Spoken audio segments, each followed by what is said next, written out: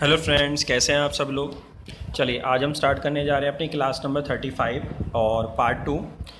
Class number 35 part 1 में पहले हम पढ़ चुके हैं। इससे पहले वाली जो क्लास थी पार्ट 1, उसमें हम पढ़ चुके थे कि जो हमारा फॉरेन एक्सचेंज रेट सिस्टम रहा है पूरे वर्ल्ड में, जो फॉरेन एक्सचेंज रेट सिस्टम था उसकी हिस्ट्री क्या रही है, कहाँ से उसकी ऑफिशियल शुरुआत हुई थी फॉरेन एक्सचेंज रेट की, किस तरीके से सारी कंट्री वर्ल्ड में किस तरीके से फॉरेन एक्सचेंज रेट को तय करती थी, क्या फॉरेन एक्सचेंज रेट का सिस्टम रहता था, क्या उसका बैकअप रहता था।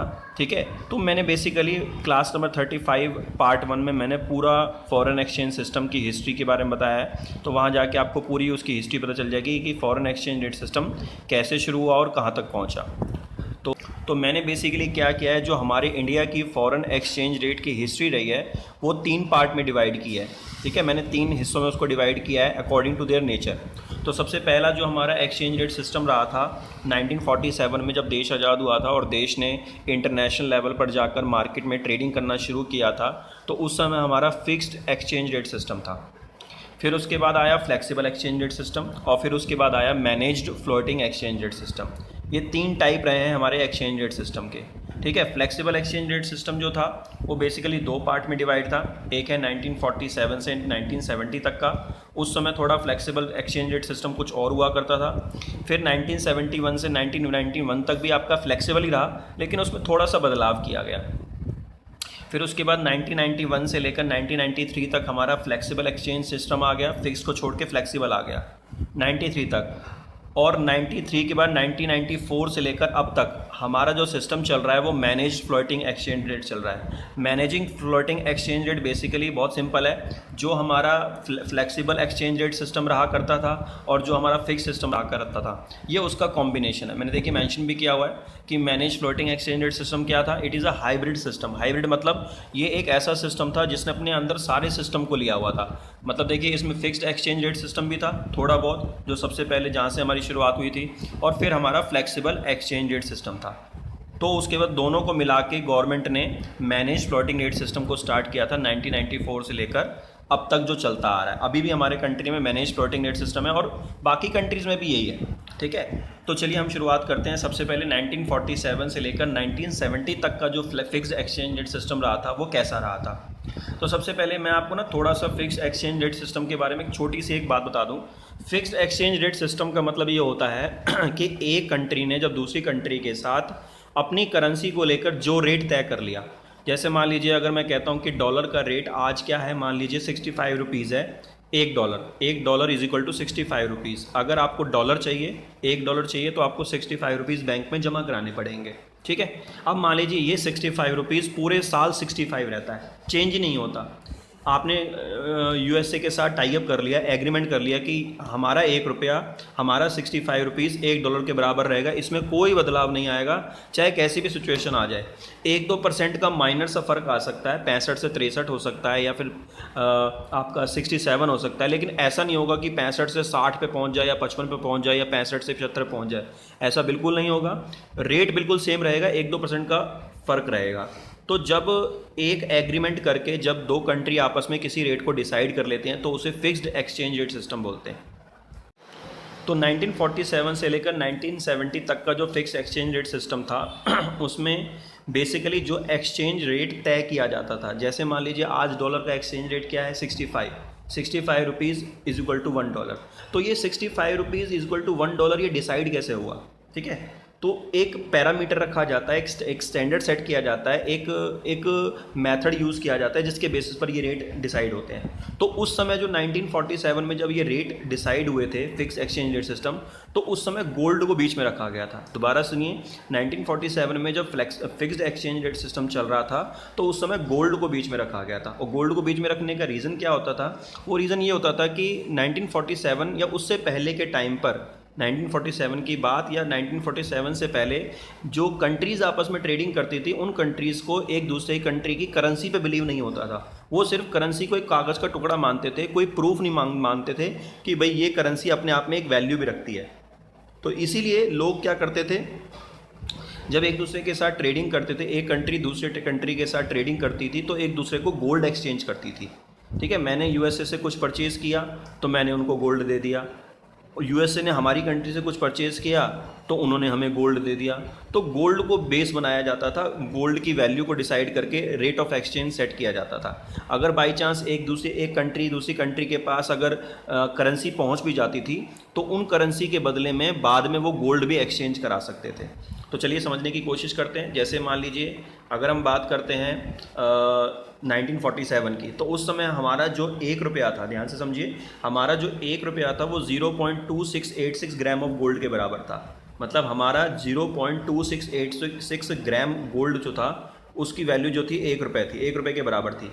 और उस समय पर हमारा जो सबसे ज़्यादा व्यापार होता था वो यूके के साथ होता था, यूरोपियन कंट्री के साथ, यूनाइटेड किंगडम, यूरोपियन कंट्रीज़ थी, उनके साथ हमारा लेन देन बहुत होता था, ब्रिटिशर्स के साथ।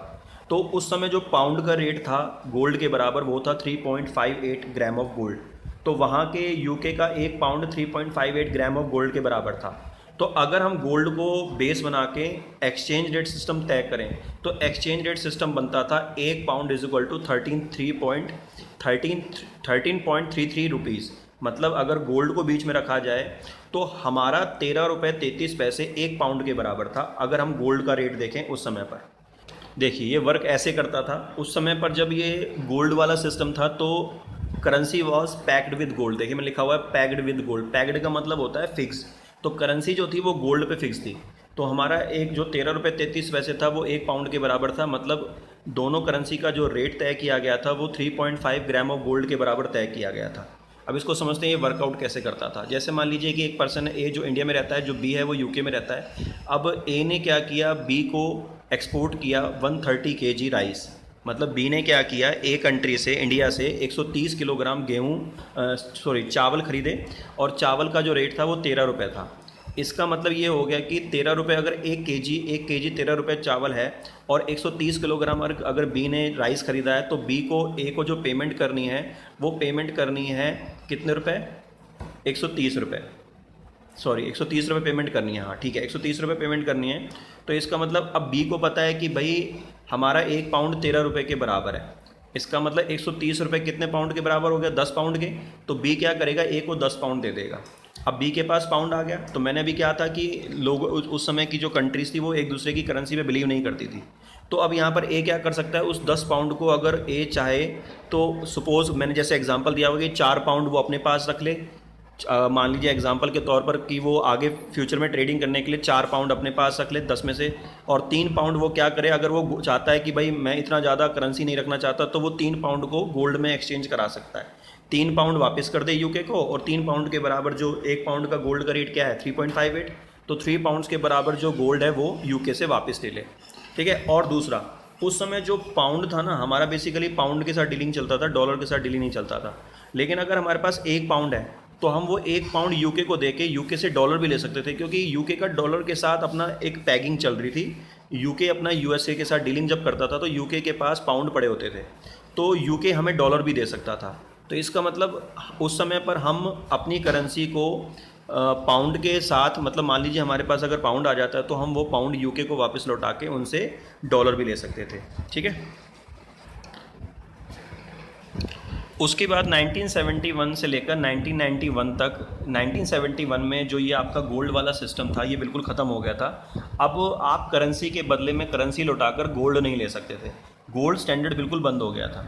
उसके बाद क्या हुआ, 1971 में हमारा यूएसए के साथ टाई अप हो गया। मतलब हमने क्या किया, यूएसए की करेंसी के साथ अपनी करेंसी को फिक्स कर लिया।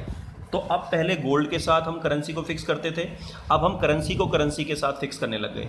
जैसे 1971 में हमने यूएसए के साथ एग्रीमेंट किया कि हमारा 7.5 रुपये $1 के बराबर होगा और ये रेट फिक्स हो गया। अब इसी रेट के हिसाब से ट्रेडिंग होगी, जब भी हमें पेमेंट करनी होगी या पेमेंट लेनी होगी तो यही रेट चलेगा, $1 7.5 रुपये के बराबर, जो कि 1991 में चेंज होके $1 19 रुपये 64 पैसे के बराबर पहुंच गया था। धीरे धीरे जैसे जैसे सिचुएशन बढ़ती गई, जैसे जैसे होता क्या था बेसिकली, ये जो 19 रुपये 64 पैसे रेट पहुंचा है ना, ये अचानक से नहीं पहुंचा। ये देखिए 20 साल लगे इसको पहुंचने में। तो इसका मतलब बीच बीच में कई बार जैसे हमारे इंडिया में वॉर की सिचुएशन आ गई थी, तो वॉर की सिचुएशन के टाइम पर क्या होता है कि मनी सप्लाई बंद हो जाती है और हमें अपनी करेंसी की वैल्यू को थोड़ा गिराना होता है ताकि एक्सपोर्ट बढ़ जाए। तो कहीं ना कहीं जब कंट्री में क्राइसिस आते हैं, वॉर की सिचुएशन आती है, तो उस सिचुएशन पर क्या होता है, करेंसी की वैल्यू डीवैल्यूएट हो जाती है, डीवैल्यूएट करनी पड़ती है गवर्नमेंट को। तो इसी वजह से जो रेट होता है वो थोड़ा बढ़ता चला जाता है। हमें डॉलर की डिमांड उस समय ज़्यादा पड़ रही थी, हमें बाहर की कंट्री से सामान ज़्यादा खरीदना पड़ रहा था, तो इसीलिए जो रेट था वो धीरे धीरे बढ़ता चला गया। ये डेली नहीं बढ़ा, मतलब ये आपका फ्लेक्सिबल नहीं था कि रोज़ रोज़ बढ़ रहा है, मतलब साल दर साल हर साल बदलता रहता था। एक साल जो एग्रीमेंट हो गया उसी रेट पे काम किया जाता था। और उसके बाद जब 1971 में गोल्ड स्टैंडर्ड ख़त्म हुआ तो उसके बाद 1974 में जितनी भी यूरोपियन कंट्रीज़ थी, जैसे आपका फ्रांस हो गया या जर्मनी हो गया, इटली हो गया, साइबेरिया हो गया, या फिर आपका यूके हो गया, तो इन सब कंट्रीज़ ने मिलकर अपनी एक यूनिट बना ली जिसका नाम था basket of currency. Basket of currency के नाम से इन्होंने क्या किया, ग्रुप बना लिया, और उस ग्रुप में इन सब ने अपनी अपनी अपनी करेंसी के साथ डीलिंग करना शुरू कर दिया और डॉलर को अलग कर दिया। अब ये लोग अपनी ही करेंसी में आपस में व्यापार करते थे, अपनी करेंसीज़ की वैल्यू खुद डिसाइड करते थे। तो उस समय पर जो पाउंड का रेट था 1974 में एक बास्केट ऑफ करेंसी सिस्टम भी आया था। तो ध्यान से देखिए, हमारे दो सिस्टम आए, एक तो गोल्ड स्टैंडर्ड सिस्टम आया फिक्स एक्सचेंज रेट के केस में, और एक बास्केट ऑफ करेंसी आया। अभी मैं डेफिनेशन पढ़ाऊंगा तो उसमें आप देखना बास्केट ऑफ करेंसी का जिक्र होगा। तो उस समय पर क्या हुआ, एक तो डॉलर के साथ हमारा रेट फिक्स हो गया, 1970 से 1991 तक ये फिक्स चला हमारा एग्रीमेंट, और पाउंड के साथ हमारा रेट फिक्स हो गया 18 रुपीज़ 77 पैसा, जो 1974 से लेकर 1991 तक फिक्स रहा, जो कि चेंज होकर 34 रुपीज़ 5 पैसे पहुँच गया, मतलब धीरे धीरे बदलाव आया। तो चलिए अब हम स्टार्ट करते हैं। फिक्स एक्सचेंज रेट सिस्टम की डेफिनेशन क्या है। फिक्स एक्सचेंज रेट सिस्टम को पहली बात हम उसे packed system, packed exchange rate system भी कहते हैं। पैक्ड जो होता है वो आपका फिक्स्ड का एक सिनोनिम्स होता है, तो पैक्ड एक्सचेंज रेट सिस्टम कह लो या फिक्स एक्सचेंज रेट सिस्टम कह लो, एक ही बात है। तो ये डेफिनेशन क्या बोलती है कि under this system fixed exchange rate के केस में each country keeps value of its currency fixed in terms of some external standard. इसमें क्या होता था कि एक कंट्री दूसरी कंट्री के साथ जब इंटरनेशनल लेवल पर व्यापार करती थी तो अपनी करेंसी को दूसरी करेंसी के साथ फिक्स्ड कर लेती थी किसी भी एक स्टैंडर्ड के हिसाब से। जैसे मैंने एक्सटर्नल स्टैंडर्ड दिए हुए हैं गोल्ड, कि गोल्ड के हिसाब से फिक्स कर लिया कि जब भी हम एक कंट्री दूसरी कंट्री के साथ व्यापार करेगी तो उसमें हम एक गोल्ड की वैल्यू डिसाइड कर लेंगे, और जब भी एक कंट्री के पास दूसरी कंट्री की करेंसी जाएगी तो उसे हम गोल्ड में रिडीम करा सकते हैं। जितना रेट फिक्स होगा, रेट फिक्स किया जाएगा गोल्ड का, तो उस रेट के हिसाब से हमारे पास, अगर मान लीजिए हमारे पास पाउंड आ गया तो हम पाउंड को वापस करके गोल्ड ले सकते हैं। सिल्वर के हिसाब से भी फिक्स कर सकते थे। अदर प्रीशियस मेटल, अगर मान लीजिए कोई गोल्ड आपके पास कोई और प्रीशियस मेटल है, मान लीजिए कि कोहिनूर है या डायमंड है, कुछ भी है, तो उसके हिसाब से रेट फिक्स कर लीजिए। तो बेसिकली हमारा जो स्टैंडर्ड था 1947 में गोल्ड स्टैंडर्ड तक चला 1970 तक, उसके बाद वो ख़त्म हो गया था। तो एनी अदर कंट्री करेंसी आप किसी दूसरी कंट्री की करेंसी के साथ फिक्स हो जाइए। जैसे अभी मैंने बताया कि 1971 में हम अमेरिका के डॉलर के साथ फिक्स हो गए थे, 7.5 रुपीज़ के साथ $1 फिक्स हो गया था। तो बेसिकली हमारा जो फिक्स एक्सचेंज रेट सिस्टम था वो 3 पार्ट में डिवाइड था। पहला गोल्ड स्टैंडर्ड, जिसे हम ब्रिटेन वुड सिस्टम भी कहते हैं, और ब्रिटेन वुड सिस्टम ये बेसिकली, इसके बारे में मैं क्लास नंबर 35 पार्ट 1 में डिस्कस कर चुका हूँ, आप वहाँ जाके इसको देख सकते हैं। और इसमें क्या था कि करेंसी कन्वर्टेबिलिटी विद गोल्ड, मतलब इसमें जो आपकी करेंसी थी वो गोल्ड के साथ फिक्स होती थी, आप गोल्ड में उसको एक्सचेंज करा सकते थे। और उसके बाद फिर हमारा सिस्टम आया करेंसी के साथ करेंसी का फिक्स होना, जो 1971 से लेकर 1991 तक भी चला, फिक्स था हमारा। और वहाँ पर जब 1971 में एक करेंसी दूसरी करेंसी के साथ फिक्स होने लगी तो उस समय को बोला जाता था end of Britain would system. Britain would system basically एक ऐसा सिस्टम है जिसमें हम गोल्ड के साथ अपनी करेंसी का रेट तय करते थे। तो उसमें क्या था, जब ब्रिटेन वुड सिस्टम एंड हो गया था तो वहाँ पर गोल्ड की कन्वर्टेबिलिटी भी आपकी एंड हो गई थी। ब्रिटेन वुड सिस्टम को समझने के लिए आप क्लास नंबर 35 पार्ट 1 को देख सकते हैं, मैंने डिस्क्रिप्शन में लिंक दिया हुआ है। उसके बाद नेक्स्ट सिस्टम हमारा बैठा था 1974 से लेकर 1991 तक यूरोपियन कंट्री के साथ, जिसमें हमें पाउंड की ज़रूरत थी, तो हमने अपनी करेंसी को पाउंड के साथ फिक्स कर लिया था। तो बेसिकली उस समय पर जो यूरोपियन कंट्री थी उन्होंने अपनी एक यूनियन बना ली थी, और उन्होंने अपनी सारी यूनियन जितनी भी कंट्री थी उन्होंने अपना एक रेट फिक्स कर लिया था एक दूसरे के साथ कि हम इस रेट पर अपनी कंट्री की आपस में एक दूसरे के साथ ट्रेडिंग करेंगे, जिसे बास्केट ऑफ करेंसी के नाम से जाना जाता है। तो मैं थोड़ा बास्केट ऑफ करेंसी के बारे में बता देता हूँ आपको। तो देखिए, ये था आपका बास्केट ऑफ करेंसी जो 1974 से 1991 तक चला। It was a portfolio. Portfolio का मतलब होता है कॉम्बिनेशन ऑफ फाइनेंशियल एसेट्स, मतलब जितनी भी यूरोपियन कंट्री के पास अपनी एसेट्स थी उन्होंने सारी की सारी उस यूनिट में लगा दी। ठीक है, सारा का सारा पैसा उन्होंने वहाँ जमा कर दिया। अब वो जो यूनियन थी, उनकी जो कमेटी थी, वो अपनी अपनी कंट्रीज़ को, जितनी भी कंट्रीज़ ने वो यूनियन बनाई थी, उसमें से जब भी उन कंट्रीज़ को ज़रूरत होती थी पैसे की तो वो उसमें से पैसे निकाल सकती थी। और प्लस उन्होंने अपना एक रेट फिक्स कर लिया था सारी कंट्रीज़ ने मिलकर कि हमारा ये एक्सचेंज रेट सिस्टम रहेगा आपस में एक दूसरे के साथ। तो it is a portfolio of selected currency with different weighting to minimize the risk of currency fluctuation. तो डॉलर्स बहुत क्या हो रहा था, बहुत समय के साथ साथ फ्लक्चुएट बहुत हो रहा था, ठीक है। तो उसकी फ्लक्चुएशन को देखते हुए बाकी कंट्रीज़ को ट्रेडिंग में प्रॉब्लम आ रही थी, तो इसीलिए यूरोपियन कंट्री ने अपना खुद का अपना एक सेट बना लिया, अपना ग्रुप बना लिया। So there are 6 currency forming index, तो उनका अपने एक इंडेक्स बना लिया था। इंडेक्स क्या होता है बेसिकली, जिसमें हम रेट को तय करते हैं कि हमारा ये रेट रहेगा सारी कंट्रीज़ का आपस में। तो उसमें यूरो था, जैपनीज़ येन था, ब्रिटिश पाउंड था, कैनेडियन डॉलर था, स्विस फ्रैंक था, स्वीडिश करोना था। ये सारी अलग अलग कंट्री हैं, यूरोपियन वेस्टर्न यूरोपियन कंट्रीज़ के नाम हैं जिन्होंने अपने ये करेंसी के नाम दिए हुए हैं, और ये अपनी अपनी करेंसी को इन्होंने फिक्स कर लिया था। तो उस समय पर हमारा जो पाउंड के साथ रेट फिक्स हुआ था, वो रेट फिक्स हुआ था 1974 में 18 रुपीज़ 77 पैसा, 18 रुपीज़ 77 पैसा। जैपनीज़ के साथ, जापान के साथ हमारा रेट फिक्स हुआ था 2 रुपये 7 पैसे। यूरो के साथ फिक्स हुआ था 3 रुपये 32 पैसे। जो 1991 में थोड़ा थोड़ा बढ़ के आपका 1 पाउंड 34 रुपये के बराबर हो गया, जैपनीज़ येन 13 रुपये 90 पैसे के बराबर हो गया, और यूरो जो था वो 11 रुपये 42 पैसे के बराबर हो गया। तो चलिए समझते हैं कि जो फिक्स एक्सचेंज रेट सिस्टम था बेसिकली उसमें क्या क्या बातें हमें समझ में आई। The basic purpose of adopting this system is to ensure stability in the foreign trade and investment. जो करेंसी का जितना करेंसी एक्सचेंज रेट फिक्स रहेगा, ऑब्वियस ही बात है, लोगों के दिमाग में जब रेट फिक्स रहेगा तो उससे ट्रेड करने में भी और पैसा इन्वेस्ट करने में भी आसानी रहती है। This type of system prevent speculative activity. कुछ लोग ऐसे होते हैं जो करेंसी को लेकर जुआ खेलते हैं, करेंसी के रेट को अपनी डिमांड के हिसाब से, सप्लाई के हिसाब से मार्केट में खेलते हैं, ठीक है। वो क्या करते हैं, आर्टिफिशियल डिमांड क्रिएट करते हैं, 10-15 लोगों की टीम बना लेते हैं, टीम डिमांड करती है, अचानक से रेट बढ़ जाता है, तो जैसे ही रेट बढ़ता है दूसरों लोगों को लगता है कि हाँ भाई करेंसी बहुत ज़्यादा फ्लक्चुएशन हो रही है, इसमें पैसा लगाना बहुत फ़ायदेमंद है। तो करेंसी के रेट फिक्स होने से स्पेकुलेशन बिल्कुल स्टॉपेज हो गया था, आप स्पेकुलेशन तो बिल्कुल ही नहीं कर सकते थे। Very difficulty in fixing the exchange rate.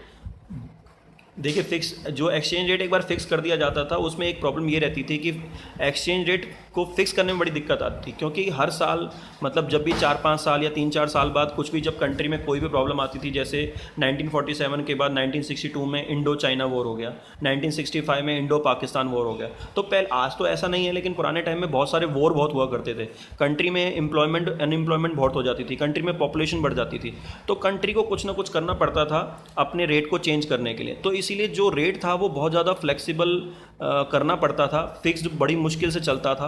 तो इसीलिए किसी भी एक्सचेंज रेट को फिक्स कर तो लिया जाता था, लेकिन उसको मेंटेन करने में बड़ी प्रॉब्लम आती थी। तो this type of helpful in peace time where no adverse situation. और फिक्स एक्सचेंज रेट सिस्टम उस सिचुएशन में कामयाब होता है जब किसी भी कंट्री में कोई वॉर की सिचुएशन ना हो, कोई एडवर्स सिचुएशन ना हो, कहीं जैसे सूखा ना पड़े या क्राइसिस ना आए, तब फिक्स एक्सचेंज रेट सिस्टम फ़ायदेमंद रहता है। चलिए एक बार उसके मेरिट और डिमेरिट डिस्कस कर लेते हैं कि फिक्स एक्सचेंज रेट सिस्टम के क्या क्या मेरिट्स है। पहला है stability in exchange rate. Fix exchange rate system में क्या होता था कि आपका एक्सचेंज रेट फिक्स रहता था, हमें कोई भी किसी भी कंट्री के साथ ट्रेड करने में कोई दिक्कत नहीं आती थी, क्योंकि हमारे माइंड में रेट हमेशा फिक्स रहता था, चेंज नहीं होता रहता था, तो हम ट्रेड आसानी से कर सकते थे। चाहे हम 10 दिन बाद भी पेमेंट करें तो हमें पता होता था कि इतनी ही पेमेंट करनी है। दूसरा, promote international investment.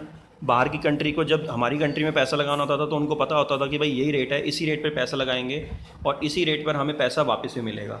Promote international trade भी प्रमोट होता था इससे, क्योंकि हर कंट्री को एक दूसरी कंट्री के रेट का बारे में पता होता था और वो ये पता होता था कि हमेशा फिक्स ही रहेगा, तो कोई दिक्कत नहीं आएगी। अभी फ़िलहाल हम पढ़ेंगे फ्लेक्सिबल एक्सचेंज रेट सिस्टम के बारे में, जो 2 साल चला, जिसमें सिर्फ फ्लेक्सिबल एक्सचेंज रेट सिस्टम था, कोई भी रेट ऑफ एक्सचेंज फिक्स नहीं था। जैसे मार्केट डिसाइड कर रही थी, जैसे मार्केट में डिमांड सप्लाई चल रही थी, उसी के हिसाब से रेट तय होता था। मार्केट डिसाइड करती थी, लोग डिसाइड करते थे कि कैसी डिमांड है। जैसे हम माइक्रो इकोनॉमिक्स में पढ़ते हैं कि जैसे जैसे डिमांड बढ़ती है वैसे वैसे प्राइस बढ़ता है, सेम यहाँ पर भी फॉरेन एक्सचेंज मार्केट में भी यही था कि अगर आप करेंसी, किसी कंट्री की करेंसी की डिमांड ज़्यादा करोगे तो उसका प्राइस ही बढ़ जाएगा। तो चलिए स्टार्ट करते हैं इसके फीचर्स में। It refers to a system in which exchange rate system determine the forces of demand and supply. इसमें बेसिकली जो फ्लेक्सिबल एक्सचेंज रेट सिस्टम था, इसमें मार्केट डिसाइड करती थी, लोग डिसाइड करते थे कि कितने लोग किस करेंसी की क्या डिमांड कर रहे हैं, या कोई कंट्री अपनी करेंसी की कितनी सप्लाई कर रहा है। देखिए कोई भी कमोडिटी का प्राइस दोनों बातों पर डिपेंड करता है, डिमांड पे और सप्लाई पे। अगर हम डिमांड ज़्यादा कर रहे हैं तो प्राइस बढ़ेगा, सामने वाला ज़्यादा सप्लाई कर रहा है और हम डिमांड नहीं कर रहे तो रेट गिरेगा। तो इसीलिए डिमांड और सप्लाई जहाँ पर एक्सचेंज रेट को डिसाइड करती है वो फ्लेक्सिबल एक्सचेंज रेट सिस्टम कहलाता है। There is a no intervention of government in the foreign exchange market, और गवर्नमेंट इस तरह की मार्केट में कोई इंटरवेंशन नहीं करती। जैसे फिक्स एक्सचेंज रेट सिस्टम था, तो फिक्स एक्सचेंज रेट सिस्टम में गवर्नमेंट क्या करती थी, रेट डिसाइड कर लेती थी कि भाई इस रेट पर हम ट्रेडिंग करेंगे, और अगर कंट्री में कभी भी वॉर की सिचुएशन या क्राइसिस आ जाते थे तो कंट्री क्या करती थी, अपने प्राइसेस की वैल्यू को गिरा देती थी, डिवैल्यूएशन कर देती थी, जिसके बारे में आपको डिस्क्रिप्शन में लिंक में दिया हुआ है, डिवैल्यूएशन की एक वीडियो है, वहाँ जाकर आप डिवैल्यूएशन के बारे में पढ़ सकते हैं। उसके बाद है the exchange rate is determined the market through the interaction of thousand of banks. और जो फॉरेन एक्सचेंज मार्केट में जो डीलिंग करते हैं वो कोई भी डीलिंग कर सकता है, वो बैंक्स भी डील कर सकते हैं, फर्म डील कर सकती है, कोई इंडिविजुअल पर्सन डील कर सकता है, या कोई इंस्टीट्यूशन है, प्राइवेट फाइनेंशियल इंस्टीट्यूशन, वो डील कर सकता है। और इन्हीं सभी लोगों के डिमांड और सप्लाई के हिसाब से हमारी जो एक्सचेंज रेट होता है फॉरेन करेंसी का, वो डिसाइड किया जाता है। चलिए एक डायग्राम की हेल्प से इसको समझने की कोशिश करते हैं कि किस तरीके से डिमांड और सप्लाई एक्सचेंज रेट को डिटरमाइन करती है।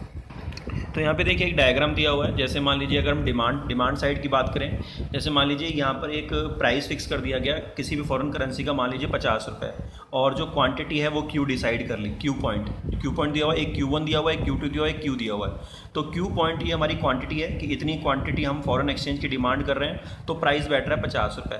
अगर मान लीजिए कि अगर हम क्वान्टिटी की डिमांड ज़्यादा करते हैं, मान लीजिए कि आपका क्वांटिटी की डिमांड हमने, मान लीजिए रेट हो गया 45 रुपये, तो हम क्वांटिटी की डिमांड क्या करेंगे, मान लीजिए फॉरेन एक्सचेंज मार्केट में रेट गिर गया, लोग डिमांड नहीं कर रहे हैं, ठीक है।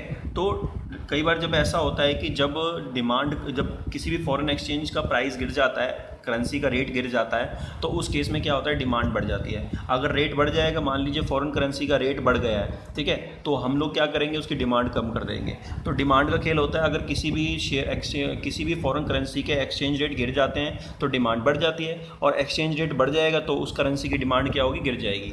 तो ये हो गई डिमांड साइड। अब यहाँ पर क्या हुआ कि मान लीजिए सप्लाई साइड की बात करते हैं कि अगर मान लीजिए कि इसमें जो प्राइस है वो 50 रुपीज़ है एक्सचेंज रेट का। मान लीजिए एक्सचेंज रेट का प्राइस मार्केट में गिर जाता है, मान लीजिए मार्केट में जो फॉरेन करेंसी का जो एक्सचेंज रेट है वो अब 45 पे आ गया, तो फॉरेन करेंसी जो फॉरेन कंट्री है वो क्या करेगी, अपनी करेंसी की सप्लाई गिरा देगी, Q से Q1 पे आ जाएगी।